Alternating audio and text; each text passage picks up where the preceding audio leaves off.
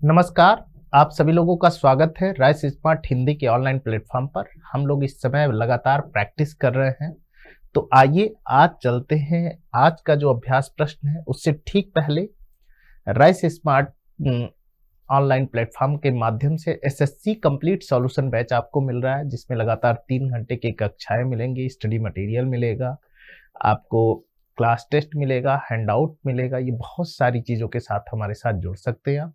तो चलिए आज की कक्षा प्रारंभ करते हैं। यहीं पर हम लोग का जो आज का पहला प्रश्न है आपके सामने, तो आप सभी लोग भाषा से संबंधित देवनागरी लिपि की वर्णमाला का क्रम वैज्ञानिक है कैसे? आप लोग बताएं कि आप सभी लोग भाषा पढ़ते हैं, जब अपने भावों और विचारों को लिखकर अथवा बोलकर प्रकट करते हैं तो उसे भाषा कहते हैं। तो भाषा, हिंदी भाषा जिस रूप में लिखे जाते हैं वह देवनागरी लिपि के रूप में। तो कैसे हम कह सकते हैं कि स्वर पहले आते हैं बाद में व्यंजन, या स्वर व्यंजन साथ साथ आते हैं अनुनासिकों के बीच में, या महाप्राण के बाद अल्पप्राण? तो बताइए कैसे जो हिंदी भाषा है वो आपके हिंदी भाषा देवनागरी लिपि के रूप में कैसे सबसे ज्यादा जो है, क्योंकि लिपि के रूप में लिखा जाता है तो स्वर पहले आता है बाद में व्यंजन आता है। देवनागरी लिपि की वर्णमाला के क्रम वैज्ञानिक इसलिए क्योंकि यहाँ स्वर पहले आता है बाद में व्यंजन आता है। देखिए यहाँ पे कुछ बातें मुख्य हैं जो आपको जाननी चाहिए। वो क्या है कि देवनागरी लिपि की वर्णमाला का क्रम वैज्ञानिक क्रम है। इसमें स्वर पहले तथा व्यंजन बाद में आते हैं। ब्रह्मी की उत्तरी शैली से 4वीं-5वीं सदी में गुप्त लिपि तथा गुप्त लिपि से 6वीं सदी में कुटिल लिपि का विकास हुआ। इसी कुटिल लिपि से 9वीं सदी के लगभग नागरी प्राचीन का विकास हुआ, जिसे प्राचीन नागरी या देवनागरी कहते हैं।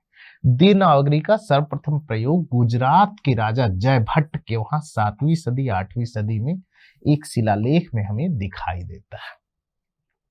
तो देवनागरी लिपि एक वैज्ञानिक, इसका क्रम वैज्ञानिक क्यों है ये भी आपने समझ लिया, जान लिया इसमें, क्योंकि इसमें स्वर पहले आता है बाद में व्यंजन आता है। यही सबसे महत्वपूर्ण बात है कि सबसे पहले स्वर आता है बाद में व्यंजन आता है। ब्राह्मी लिपि की उत्तरी शैली से गुप्त लिपि के साथ इसका विकास हुआ। ये बहुत इंपॉर्टेंट फैक्ट है। अगला है देवनागरी लिपि का प्रत्येक अक्षर उच्चरित होता है। अंग्रेजी जैसे मूक वर्ण देवनागरी लिपि में नहीं है। अंग्रेजी में मूक वर्ण कौन कौन से हैं, तो फटाफट बताते जाइए इस प्रश्न का उत्तर। तो यहाँ देखिए हाल्फ और लाइफ के ये जो है आंसर आपका ए बिल्कुल सही है। यहाँ अंग्रेजी की मूक वर्ण कौन कौन से हैं, ठीक बात है। कैट में सी नहीं, देखो हाफ में एच। एच क्या है? मूक है, जिसे साइलेंट वर्ड कहते हैं। के मूक वर्ड के रूप में आता है, पक्की बात है। चलिए अगला देखते हैं। निम्न अंकों को क्या कहा जाता है? 1 2 3 4 5 0 9। अंग्रेजी के अंक, यूनानी अंक, विदेशी अंक, अंतरराष्ट्रीय अंक। तो आप लोग जानते हैं कि जो इस वाला अक्षर है इसे हम अंतरराष्ट्रीय अंक के रूप में जानते हैं, जबकि जो हिंदी का अंक होता है वो जो हिंदी का अंक होता है वो 1 2 3 4 5 6 7 8 9 और 10, ये हिंदी का अंक होता है, ठीक है। तो आगे बढ़ते हैं। को अंतरराष्ट्रीय अंक कहा जाता है। अनुच्छेद 343 के अनुसार संघ की राजभाषा हिंदी और लिपि देवनागरी होगी तथा भारतीय अंकों का स्वरूप अंतरराष्ट्रीय रूप होगा। संविधान 343 जो अनुच्छेद है हमारा, उसके अनुसार यहाँ पे कहा गया है कि हमारी जो भाषा है हिंदी भाषा और लिपि देवनागरी होगी, और जो अंकों का होगा वो अंतरराष्ट्रीय स्वरूप होगा। तो ये अंक जो है अंतरराष्ट्रीय स्वरूप के रूप में जाने जाते हैं। भाषा वह साधन है जिसके द्वारा मनुष्य अपने विचार दूसरों पर भली भांति प्रकट कर सकता है। यह किसने कहा है? आचार्य रामचंद्र शुक्ल ने कहा है, जॉर्ज राइस ने कहा है, कामता प्रसाद गुरु ने, या ग्रियर्सन ने? तो देखिए ये सभी लोग भाषा से जुड़े हुए हैं। और कामता प्रसाद गुरु की पुस्तक का नाम है हिंदी प्रवेशिका, जो है बहुत इंपॉर्टेंट, हिंदी शब्दानुशासन हिंदी प्रवेशिका। तो वहां पे भाषा वह साधन है जिसके द्वारा मनुष्य अपने विचार जो है दूसरों तक भली भांति प्रकट कर सकता है। इसे किसने कहा है? कामता प्रसाद गुरु ने कहा है। नेक्स्ट देखते हैं कि भाषा वह साधन है जिसके द्वारा मनुष्य अपने विचार दूसरों पर भली भांति प्रकट करता है। यह कथन कामता प्रसाद गुरु है। भाषा की परिभाषा की संपूर्ण जानकारी। भाषा यादृच्छिक ध्वनि प्रतीकों की वह व्यवस्था है जिसके द्वारा एक मानव समुदाय अपनी भाषाओं व विचारों को परस्पर अभिव्यक्ति या संप्रेषित करता है। यादृच्छिक मतलब होता है बोलने वाले की इच्छा। मानव की सबसे बड़ी जरूरत है कि वो भाषा में जो कुछ कहना चाह रहा है, जो बताना चाह रहा है, उसे बता दे। देवनागरी लिपि में अ12 खड़ी का सुझाव किसने दिया था? काका कालेकर जो हुए भाषा वैज्ञानिक के रूप में जाना जाता है। भाषा को थोड़ा सा व्यवस्थित लिपियों के क्रम में लिपि जो आयोग का गठन हुआ था उसमें थे। उन्होंने देवनागरी लिपि में आ को 12 खड़ी का सुझाव दिया था। जैसे आप पढ़ते हैं कक्का, किक्की, केकै, कोका, कंका, यही को 12 खड़ी और ये काका कालेकर जी ने दिया था। देवनागरी का सर्वप्रथम प्रयोग किसके शिलालेखों में हुआ था? अभी तक हम लोगों ने चर्चा किया है अशोक, चंद्रगुप्त, हर्षवर्धन या जयभट्ट। तो आप लोग जानते हैं जयभट्ट के शिलालेखों में हमें क्या दिखाई देता है?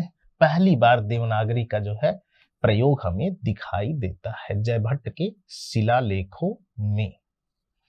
नेक्स्ट देखते हैं क्या है कि निम्न में कौन सी पूर्वी हिंदी की बोली नहीं है? पूर्वी हिंदी की बोली इसमें से कौन सी नहीं है? तो देखिए पूर्वी अवधी, बघेली, भोजपुरी, छत्तीसगढ़ी। तो यहाँ देखिए भोजपुरी क्या है? ये बिहारी हिंदी के रूप में जानती है। अवधी, बघेली, छत्तीसगढ़ी ये पूर्वी हिंदी के रूप में आती है। ठीक है भाई, पक्की बात है। तो यहाँ भोजपुरी आपका आंसर बी बिल्कुल सही। निम्न में कौन सी पश्चिमी हिंदी की बोली नहीं है?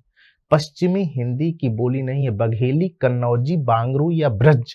तो यहाँ देखिए बघेली क्या है? पश्चिमी हिंदी की बोली नहीं है। क्या है? बघेली नहीं है पश्चिमी हिंदी की बोली। याद कर लो, भाषा से संबंधित ये बहुत सवाल। मैथिली का प्रयोग क्षेत्र नहीं है। मैथिली कहाँ कहाँ प्रयोग होता है और कहाँ नहीं होता है? तो मैथिली का प्रयोग क्षेत्र नहीं है। दरभंगा, मेरठ, मुजफ्फरपुर, पूर्णिया। देखिए दरभंगा, मुजफ्फरपुर, पूर्णिया इस सभी जगह पे मैथिली का प्रयोग होता है, लेकिन जो मेरठ है यह खड़ी बोली का क्षेत्र है, इसी नाते मैथिली का प्रयोग यहाँ पर नहीं होता है। दरभंगा, मुजफ्फरपुर, पूर्णिया ये सभी बिहार के क्षेत्र है और वहां मैथिली बोली और समझी जाती, पढ़ी जाती है। देवनागरी लिपि में लिखी जाने वाली भाषा नहीं है। असमिया, संस्कृत, हिंदी, नेपाली। तो देखिए जो असमिया है वो देवनागरी लिपि में नहीं लिखी जाती है, जबकि संस्कृत, हिंदी और नेपाली तीनों ही देवनागरी लिपि में लिखी जाती है। असमिया नहीं लिखी जाती है। पक्का? चलो भाई अगले सवाल की तरफ। जो भाषा दो या दो से अधिक भाषा भाषियों के बीच संपर्क का काम करती है वह होती है संपर्क भाषा, राष्ट्रभाषा, जनभाषा या राजभाषा। देखो राजभाषा जो राजकाज के काम की भाषा होती है उसे राजभाषा कहते हैं। जनभाषा होती है जो आम जनता के बोलचाल की भाषा है उसे जनभाषा कहते हैं। और जब कोई किसी राष्ट्र की राष्ट्रभाषा होती है उसे राष्ट्रभाषा कहते हैं। और दो व्यक्तियों में जो संपर्क काम करती है, भाषा भाषियों के बीच संपर्क का काम करते हैं, उसे संपर्क भाषा के रूप में। आपका आंसर ए बिल्कुल सही है। तो देखिए दो से अधिक भाषा भाषियों के बीच संपर्क का काम करती है वह संपर्क भाषा होती है। एक भाषा भाषी जिस भाषा के माध्यम से किसी दूसरी भाषा के बोलने वालों के साथ संपर्क स्थापित कर सकते हैं उसे जनभाषा या संपर्क भाषा के रूप में कहा जा सकता है। नेक्स्ट है देवनागरी लिपि के विकास में ज, ग, क आदि ध्वनियां वर्ण आई हैं अंग्रेजी से, संस्कृत से, उर्दू से, पंजाबी से। तो देखिए जो ये ध्वनियां हैं ये किससे? ये ध्वनियां आई हैं हमारी संस्कृत से, संस्कृत वर्ण में। जबकि यदि ज के नीचे ये लगा दें का तो ये आगत ध्वनियों के रूप में हम मान लेते हैं इसे। ठीक है।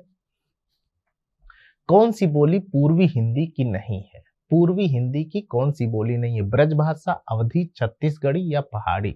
तो ब्रज अवधी और छत्तीसगढ़ी, ये तो देखो किस रूप में है, पहाड़ी। तो यहाँ ब्रज भाषा पूर्वी हिंदी में कौन सा नहीं है, पूर्वी हिंदी में उसका नाम है ब्रज भाषा, पूर्वी हिंदी में नहीं है। अवधी, छत्तीसगढ़ी और पहाड़ी। ठीक है, अगला देखते हैं क्या है। हिंदी की कितनी उपभाषाएं हैं? हिंदी की कितनी उपभाषाएं हैं? 5, 2, 4, 7। चलिए फटाफट बताइए। देखिए उपभाषाओं का मतलब है जो अवहट्ट है ना, अपभ्रंश है, जिसे अवहट्ट के रूप में हम जानते हैं, हट्ट के रूप में जानते हैं, यहां से लेते हैं तो सौर सैनी,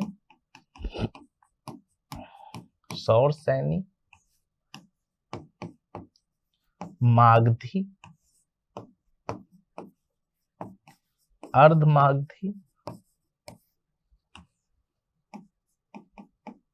पैचासी और ब्राचन। इन हम 5 बोलियों को क्या करते हैं, हिंदी की उपभाषाओं के रूप में मानते हैं। 5 उपभाषाएं होती है, सौर सैनी, मागधी, अर्धमागधी, पैचासी और ब्राचट के रूप में मानते हैं। ठीक है, नेक्स्ट देखते हैं क्या है। देखिए यहाँ पे है हिंदी की पश्चिमी हिंदी, राजस्थानी हिंदी, पहाड़ी हिंदी, पूर्वी हिंदी, बिहारी हिंदी। यदि उपभाषा में हिंदी की 5 उपभाषाएं पश्चिमी, राजस्थानी, पहाड़ी, पूर्वी और बिहारी हिंदी, जबकि अगर हम बोली के साहित्य की रचना होने लगे तो उस क्षेत्र का विकास हो जाता है, वह रहकर जड़ उपभाषा बन जाती है। एक उपभाषा के अंदर कई बोलियां आती है। तो यहाँ पे जो मैंने ये वाला बताया है चार्ट, मतलब ये सौर सैनी, ये अभ्रंश के 5 रूप हैं। कौन कौन से? सौर सैनी, मागधी, अर्धमागधी, पैचासी और ब्राचन। अब यहाँ सौर सैनी से देखिए पूर्वी हिंदी, पश्चिमी हिंदी, मराठी हिंदी। तो इस तरह से हम इसका जो आधुनिक भाषाओं का विकास करते हैं, जैसा यहाँ पे दिया हुआ है आपके सामने, वो क्या है कि सबसे पहले एक पश्चिमी हिंदी आती है, सौर सैनी से पश्चिमी हिंदी, राजस्थानी हिंदी, पहाड़ी हिंदी, ब्राचट से पहाड़ी हिंदी, फिर पूर्वी हिंदी आ जाती है और बिहारी हिंदी के रूप में इसका विकास हो जाता है। सेम साइमल्टेनियस एक साथ चलती रहती है। नेक्स्ट है अवधी बोली का विकास हुआ है बिहारी से, पूर्वी हिंदी से, राजस्थानी से या पश्चिमी हिंदी से। तो देखिए जो अवधी का विकास हुआ है वो किससे विकास हुआ है? पूर्वी हिंदी से। अवधी का विकास किससे हुआ है? पूर्वी हिंदी से। नेक्स्ट देखिए क्या है कि दक्षिणी राजस्थानी की प्रतिनिधि बोलियां हैं।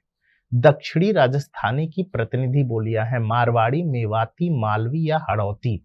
तो देखिए यहाँ मालवी, दक्षिणी राजस्थानी का जो प्रतिनिधित्व करती है वो बोली का नाम है मालवी, है ना। मालवी, मेवाती और मारवाड़ी नहीं, मालवी जो होती है वो दक्षिणी राजस्थानी का प्रतिनिधित्व करती है। निम्नलिखित में से पश्चिमी हिंदी की बोली कौन सी नहीं है? पश्चिमी हिंदी के बोली के अंतर्गत कौन सी नहीं आती है? तो यहाँ देख सकते हैं बघेली जो है वो पश्चिमी हिंदी के अंतर्गत नहीं आती है। बघेली का संबंध पश्चिमी हिंदी से नहीं है। अभ्रंश एवं ब्रज भाषा के योग से कौन सी भाषा बनती है? पिंगल, डिंगल, अवधी या अवहट्ट। तो आप लोग जानते हैं पिंगल भाषा जो अभ्रंश और ब्रज भाषा के योग से होती है। देखो डिंगल भाषा जो राजस्थानी मिश्रित होती है और पिंगल जिसमें ब्रज भाषा मिश्रित अवधी अभ्रंश के साथ मिला हुआ होता है, उस रूप को हम कहते हैं। निम्न में से कौन सा हड़ौती बोली का क्षेत्र नहीं है? हड़ौती बोली का क्षेत्र धौलपुर जो है वो हड़ौती बोली का क्षेत्र नहीं है। हड़ौती बोली का क्षेत्र नहीं है, ये याद रखना है। कोटा, बूंदी और झाड़वाड़ा हड़ौती बोली का क्षेत्र है। नेक्स्ट, कौरवी का संबंध किस उपभाषा से है? कौरवी का संबंध किस उपभाषा से है? पश्चिमी हिंदी, पूर्वी हिंदी, राजस्थानी हिंदी या बिहारी हिंदी। तो पश्चिमी हिंदी जो कौरवी का संबंध है वो किससे है? पश्चिमी हिंदी से। कौरवी हिंदी है पश्चिमी हिंदी से, उपभाषा से संबंधित है पश्चिमी हिंदी के। ठीक है, चलिए अगला देखिए क्या है, इसको समझ लेते हैं। जो कौरवी है इसे खड़ी बोली का संबंध पश्चिमी हिंदी से है। कुरु जनपद की बोली होने के कारण राहुल सांकृत्यायन ने इसे कौरवी नाम दिया। खड़ी बोली का, कौरवी का उद्भव सौर सैनी अपभ्रंश से हुआ। उसका क्षेत्र देहरादून मैदानी भाग सहारनपुर, मुजफ्फरपुर, मेरठ, दिल्ली नगर के कुछ, बिजनौर, रामपुर, मुरादाबाद आदि है। तो देखिए कौरवी खड़ी बोली जिसे कहते हैं संबंध पश्चिमी हिंदी से पक्की बात है। और पश्चिमी हिंदी राहुल सांस्कृत्याय ने इसे कौरवी नाम इसीलिए दिया क्योंकि है ना कौरव जो कुरु जनपद होने के कारण जो है खड़ी बोली या कौरवी का उद्भव सौर सैन्य अपभ्रंश से होता है। पक्की बात है, ठीक है भाई। निम्नलिखित में से मानक हिंदी का आदर्श एवं मानक क्षेत्र है। आदर्श मानक हिंदी का आदर्श एवं मानक क्षेत्र मेरठ, हरियाणा, दिल्ली या हिमाचल प्रदेश। तो मानक जो हिंदी का आदर्श रूप है वो क्या है, मेरठ का जो क्षेत्र है, क्योंकि दिल्ली में तो देखो मिक्स बोला जाता है और हरियाणा में हरियाणवी बोली जाती है, हिमाचल प्रदेश में दूसरी भाषा है। तो इस प्रकार से सिंहल के लोग किस भाषा को मागधी कहते हैं, संस्कृत, पाली, प्राकृत या भ्रंश को। सिंहल जो श्रीलंका में दो तरह के लोग, दो जातियां मुख्य रूप से पाई जाती हैं, वहां पर देखिए क्या होता है, जो सिंहल लोग होते हैं, सिंहल लोग किस भाषा को मागधी के नाम से, पाली को वो लोग मागधी के नाम से जानते हैं या कहते हैं। नेक्स्ट है कौन सी भाषा मध्यकालीन आर्य भाषा नहीं है, अपभ्रंश, पाली, प्राकृत, संस्कृत। तो यहां देखिए सीधा सीधा स्पष्ट है, संस्कृत क्या है, प्राचीन भाषा है। तो जो संस्कृत है वो क्या है, सबसे प्राचीन भाषा है, यह मध्यकालीन आर्य भाषा नहीं है। मध्यकाल में पाली, प्राकृत और अपभ्रंश के रूप में हम इसको जानते और समझते हैं। बिहार की 3 बोलियों का एक वर्ग बनाकर बिहारी नाम किसने दिया, ग्रियर्सन, सुनीति कुमार चटर्जी, भोलानाथ तिवारी या धीरेन्द्र वर्मा। ग्रियर्सन ने बिहारी हिंदी, बिहारी की 3 बोलियों को, बिहारी, मैथिली, मगही, भोजपुरी को मिला करके ग्रियर्सन ने क्या दिया, इसका नाम दिया, 3 नाम दिया, ठीक है। डॉक्टर ग्रियर्सन ने ग्रियर्सन ने राजस्थानी बोलियों को कितने वर्गों में रखा है, तो राजस्थानी जो बोलियां हैं वो 5 वर्गों में उपस्थित है, मेवाती, मालवी, है ना, जयपुरी और ढूढ़ाड़ी। ये जो है 5 बोलियां किसमें आती हैं, राजस्थान की बोलियों में रखा जाता है।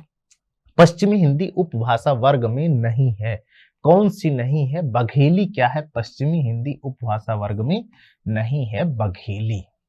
उसके बाद पश्चिमी हिंदी की उत्पत्ति किस अपभ्रंश से हुई है, तो सौर सैन्य अपभ्रंश से पश्चिमी हिंदी का विकास हमें दिखाई दिया देता है। पश्चिमी हिंदी की सीमा को मगही किससे प्रभावित है, मगही किससे प्रभावित है, भोजपुरी से। मगही क्या है, मगही किससे, पश्चिमी सीमा को मगही किससे प्रभावित है, मतलब है ना भोजपुरी से प्रभावित है। आर्य परिवार की भाषाओं का वर्गीकरण ध्वनियों के आधार पर करने की चेष्टा सबसे पहले किस विद्वान ने सुझाया, तो देखो आस्कोलॉजी जो है, आस्कोलॉजी आर्य परिवार की भाषाओं का वर्गीकरण ध्वनियों के आधार पर करने की चेष्टा आस्कोलॉजी ने, है कोली ने किया, ठीक है। भाट भाषा किसे कहते हैं, भाट भाषा, डिंगल को क्या कहते हैं, डिंगल भाट भाषा कहते हैं। भाट का संबंध रासो साहित्य से है, जो राजा की प्रशंसा में साहित्य में काव्य की रचना करते थे और उनकी प्रशंसा में गीत गाया करते थे, उन्हीं को भाट भाषा, वो डिंगल से प्रभावित थे। आप जानते हैं पृथ्वीराज रासो जो है तो चंद बरदाई भाट कवियों की श्रेणी में उस क्रम में रखा जाता है। भाषा के संबंध में कौन सा कथन गलत है, भाषा प्रतीक व्यवस्था है या भाषा अनुकरण से सीखी जाती है, भाषा में प्रयुक्त शब्द तथा उसके अर्थ का संबंध प्राकृतिक है, भाषा का व्यवहार सामाजिक। देखो यही गलत है, भाषा में प्रयुक्त जो शब्द होते तथा उसका अर्थ का प्राकृतिक संबंध नहीं है, अप्राकृतिक है। जैसा मानव व्यवहार, भाषा मानव व्यवहार का सामाजिक है, अनुकरण से सीखी जाती है, प्रतीकात्मक व्यवस्था, ये सही है, लेकिन गलत इसमें ये है।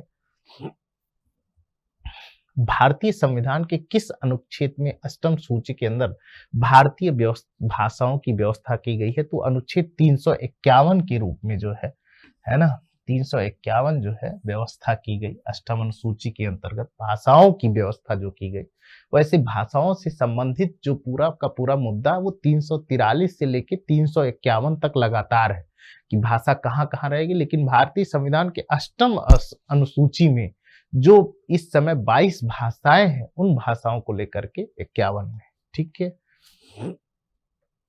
जनु निहार न लेहि ऊ, हरहि तरासहि ताहि, एतन बोल आव मुख करे तारहि तराहि। इन पंक्तियों की भाषा कौन सी है? तो आप जानते हैं कि यह अवधी भाषा की पंक्तियां हैं। नेक्स्ट है, ईशुरी किस बोली के लोक कवि हैं? ईशुरी किस, बुंदेली, बुंदेली के लोक कवि जो है वो कौन है? ईशुरी है। ईशुरी को बुंदेली का लोक कवि के रूप में हम लोग जानते हैं। अभ्रंश भाषा की स्थिति काल है, तो अभ्रंश भाषा की जो स्थिति है 500 ईसा पूर्व से लेकर के 1000 ईसा पूर्व के आसपास। तो आज के लिए यहीं पर इतना ही। बहुत बहुत धन्यवाद जुड़े रहने के लिए।